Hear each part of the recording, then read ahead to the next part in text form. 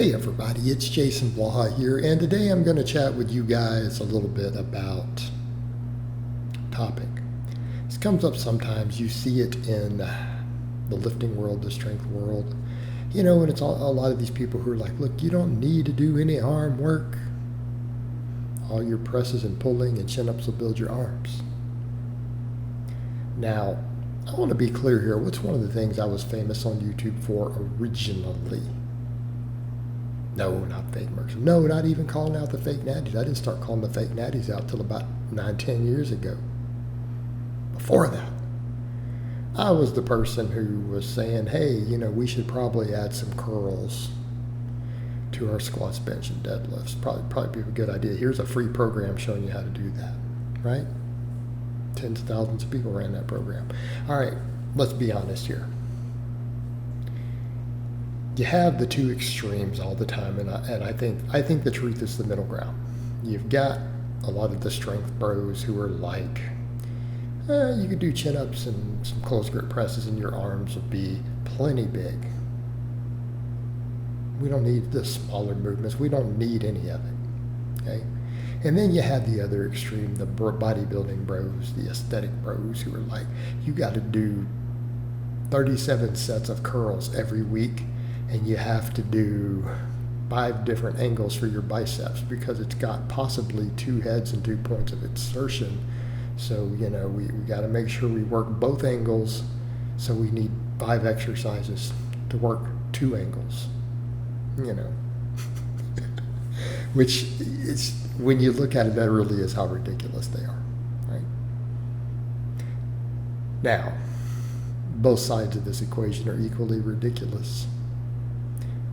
You don't know what the truth is, particularly for those of us who are not the most genetically blessed with arm development, someone like me. Yes, I know I'm a strength athlete, but I've always done some arm work. I still never had great arms, you know, even when I did the other approach at 37 sets. All right, so where's the truth of the matter? It's middle ground. You know what? Biceps, triceps are just some of those muscles that, in order to have the sort of proportions that people expect you to have, because of so many guys who do excessive arm work, you're probably going to have to do some arm work. Now, would those standards be different if no one had ever done curls? Okay. Of course, those standards would be different. But a lot of physiques that people look towards are actually slightly disproportionate from doing more arms than some of the other stuff.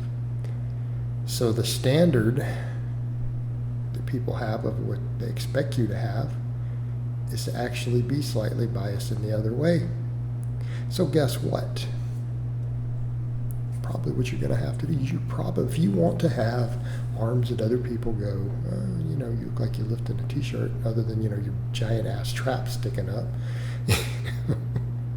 you're probably going to have to do some curls and extensions. Particularly, let's talk about the triceps. I think particularly because that long head doesn't get worked on presses to the same degree as we would like. And it's technically the biggest of the 3 heads of the tricep. And it's technically the head that gets worked the least, still gets worked, just the least, on most presses. You're probably going to have to do some extensions. Okay? If you want the arms to look big in a shirt.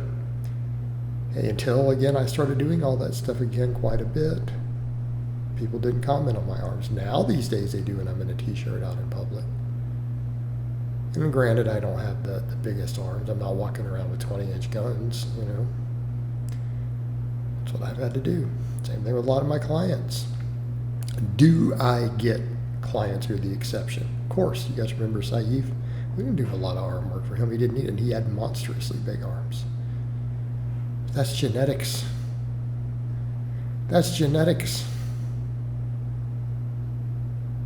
The majority of people not built that way.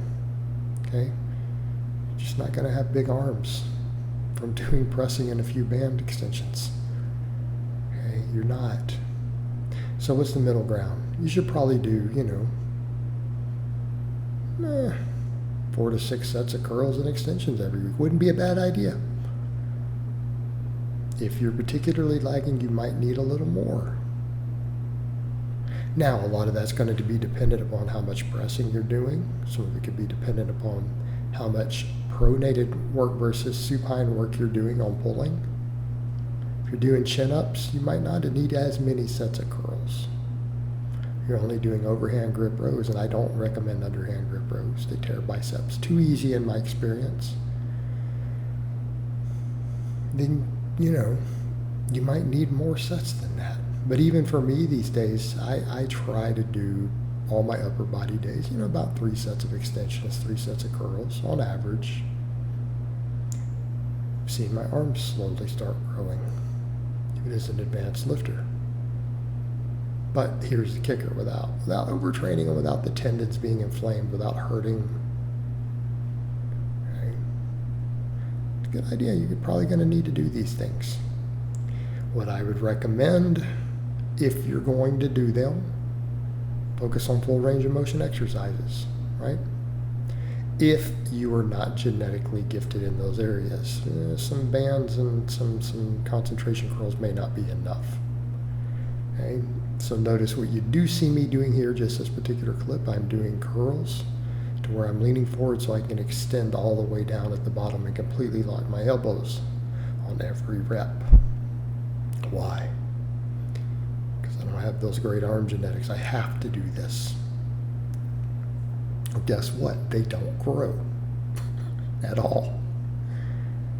Extensions, you might need to do some stuff where you get that long head into a stretched position, a lengthened position. Now, could be some behind the head stuff standing or whatever, or seated if you have the shoulder health and mobility for that.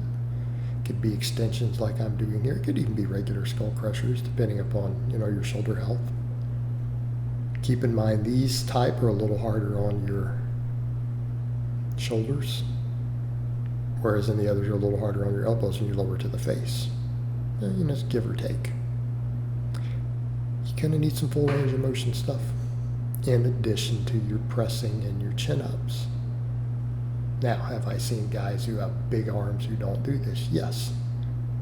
A couple things. They're really strong at their big movements, and they usually have good genetics for arms. Okay? Those people are not looking around asking how do they get their arms bigger. So therefore, they're not going to care about this video, so it's not for them. You're probably going to need to do some curls, bros. Alright guys, but that's really all I have to say on that today. I hope it's been informative, and I'll talk to you guys next time.